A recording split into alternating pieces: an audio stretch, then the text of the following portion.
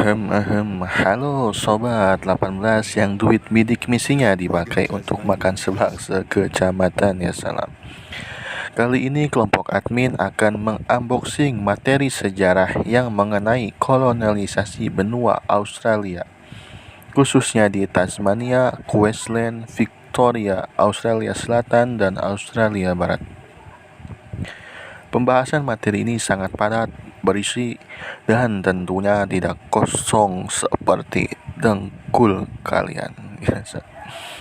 Mungkin dari Sobat 18 masih banyak yang masih belum tahu kan, sama admin juga. Untuk mempersingkat waktu, langsung saja cekicot.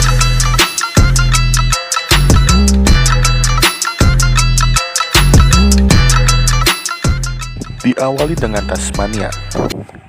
Tasmania memiliki sejarah yang unik untuk dibahas. Negara bagian ini mempunyai luas wilayah sekitar 68.401 km atau setara dengan Pulau Jawa Barat, dan memiliki jumlah populasi penduduk sekitar 484.000 jiwa. Selain itu, Tasmania juga berdekatan dengan Selat Bass sebagai pemisah. Awal abad 19 menjadi babak baru bagi pendudukan bahasa Inggris di tanah aborigin. Australia memang tempat yang menarik sehingga hasrat untuk membangun kehidupan baru di sana sangatlah tinggi. Akan tetapi, dan entah kenapa, potensi ancaman dari negara rival selalu membayang-bayangi kekuasaan negeri tiga singa di surga selatan.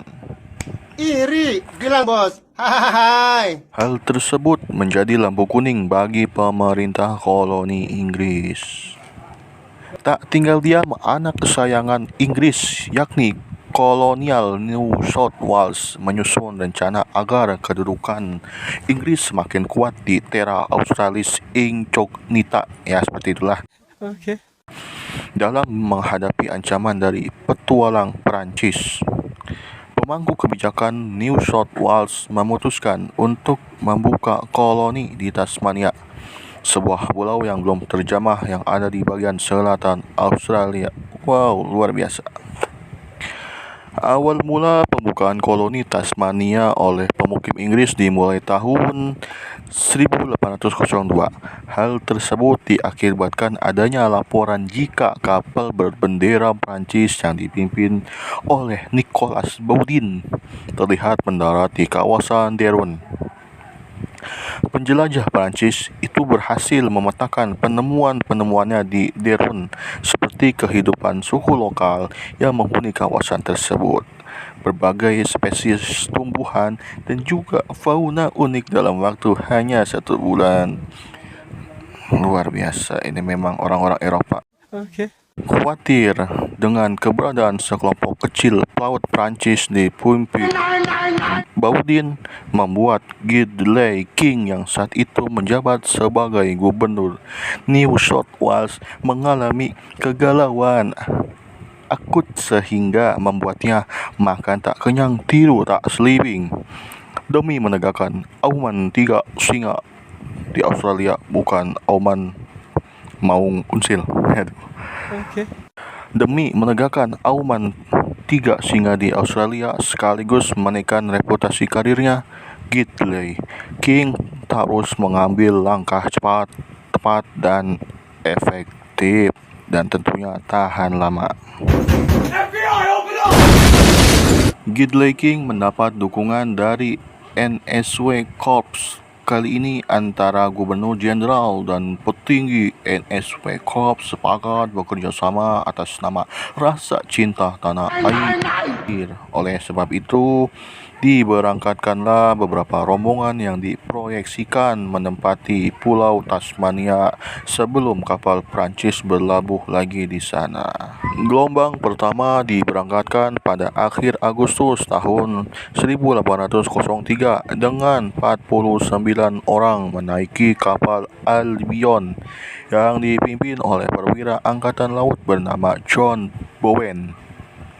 Gelombang percobaan ini diperintahkan membuka koloni di sepanjang sisi bagian timur Sungai Derwent yang kelak akan menjadi ibu kota Tasmania, yaitu kota Hobart. Ura! Nomor 2, Queensland. Queensland merupakan bagian dari New South Wales. Orang-orang mulai mendirikan pemukiman di Queensland sejak tahun 1824. Kemudian beralih membentuk koloni sendiri pada tahun 1859.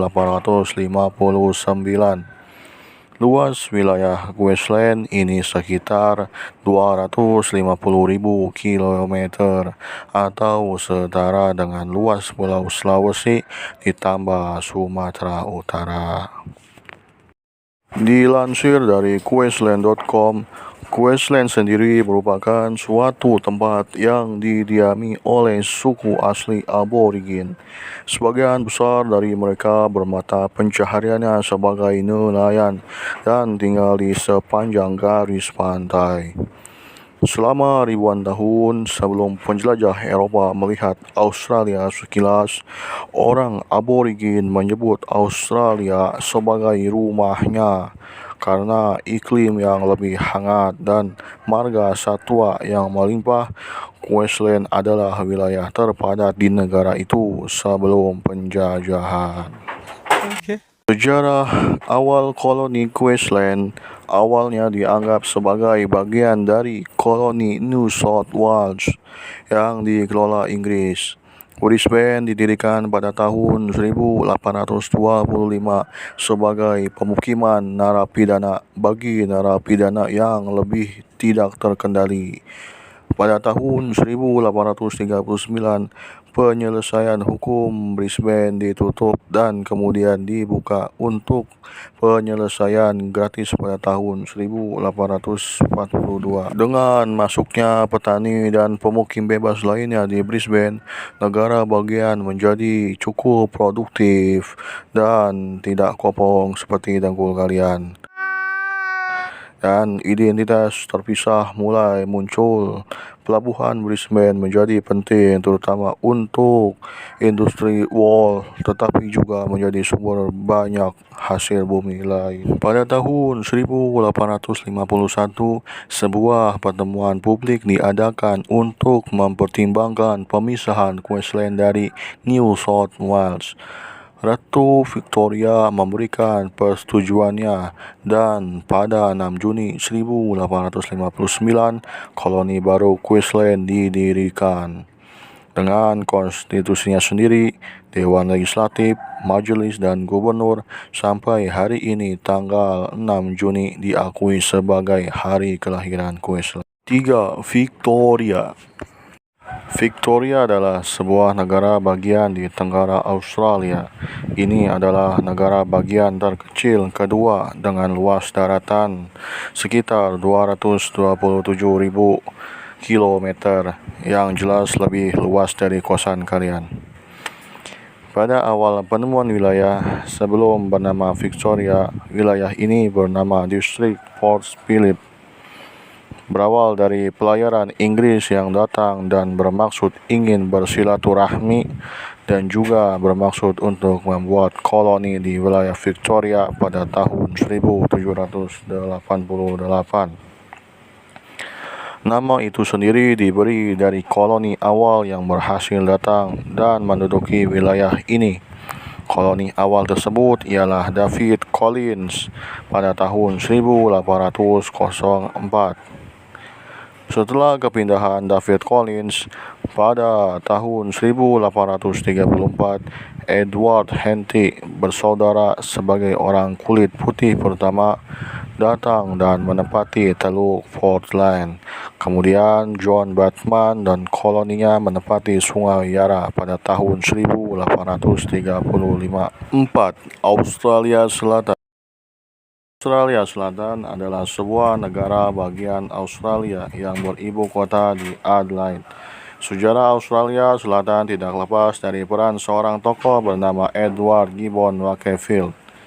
Tokoh tersebut mengungkapkan gagasannya tentang pembangunan sebuah koloni berdasarkan pemikirannya.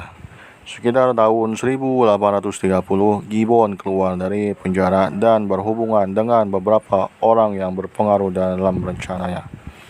Teori Gibbon dikemukakan secara dua butir, yaitu pertama, tanah di koloni baru itu hendaknya dijual dengan harga yang cukup mahal, sehingga seorang imigran pekerja tidak mudah membelinya. Kedua, tanah hendaknya dijual dalam partai besar dan dibayar tunai lewat suatu lelang. Pada saat itu baru saja datang berita tentang perjalanan Stroud ke daerah Sungai Murai. Stroud mengungkapkan tentang adanya tanah yang baik di dekat muara Sungai Murai. Para pengikut Wakefield sangat tertarik pada berita ini. Lalu mereka pergi menghadap pemerintah agar diperkenankan berangkat dan menghuni daerah itu. Akan tetapi pemerintah menolak dengan alasan akan memakan biaya mahal. Dan selain itu, karena tanah di ketiga koloni itu dianggap cocok untuk pemukiman, maka banyak dari orang yang juga pindah dan menetap di koloni-koloni tersebut. Seiring dengan perkembangan ketiga koloni itu dapat dikatakan berjalan mulus, banyak kendala yang terjadi pada awal terbentuknya menjadi sebuah koloni. 5. Australia Barat. Australia Barat adalah negara bagian terbesar di Australia, mencakup sepertiga luas wilayah Australia. Negara bagian ini berbatasan dengan Australia Selatan dan Teritori Utara.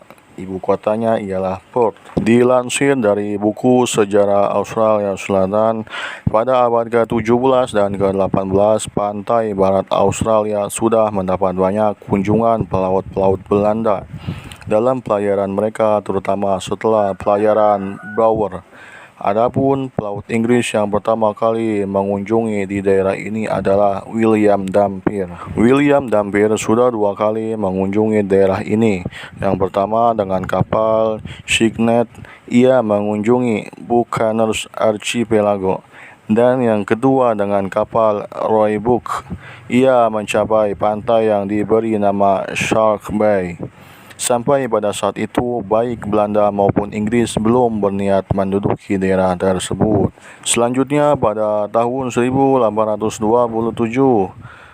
Kapten James Stirling dengan menggunakan kapal HMS Success menyelidiki daerah Swan River. Nama Swan River ini sebenarnya diberikan oleh seorang Belanda bernama Fleming.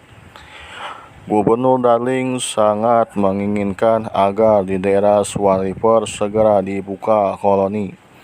Berdasarkan laporan Stirling, Darling berpendapat bahwa kemungkinan pengembangan pemukiman di Swan River jauh lebih baik dari pemukiman yang telah dimulai oleh Lockshore di Libeni. Untuk mewujudkan keinginan yaitu, Darling menyuruh James Stirling ke Inggris agar dapat menyampaikan secara langsung kepada pemerintah Inggris tentang kebaikan dan kemungkinan pengembangan di daerah Swan River.